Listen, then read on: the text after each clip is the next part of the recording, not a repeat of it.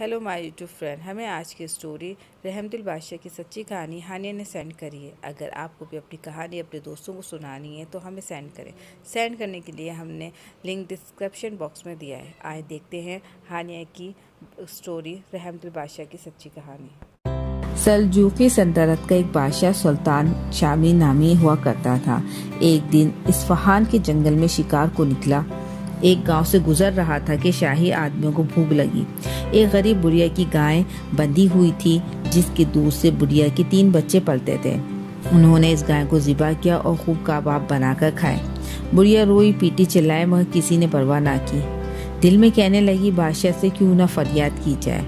ایک روز خبر ملی کہ بادشاہ نہر کے پل سے گزرے گا اور وہ وہاں جا کر کھڑی ہو گئی۔ بادشاہ کی سواری وہاں پہنچی تو اس نے آگے بڑھ کر گھوڑے کی لگام تھام لی۔ کہنے لگی بادشاہ سلامت، میرا انصاف نہر کے پل پر کیجیے گا یا پورے سرات پر۔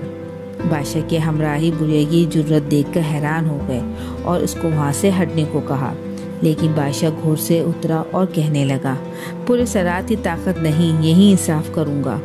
بڑھیا نے سارا ماجرا سنا دیا۔ بادشاہ کو بہت افسوس ہوا۔ جن لوگوں کا قصور تھا ان کو سزا دی اور بڑھیا کو ایک گائے کے عوض 70 گائیں عطا کی۔ بڑھیا بہت خوش ہوئی اور کہنے لگی اے بادشاہ، تو نے میرے ساتھ انصاف کیا، خدا اس کا بدلہ تجھے دے گا۔ انصاف دلانے والا بادشاہ خدا کی رحمت میں ہوتا ہے۔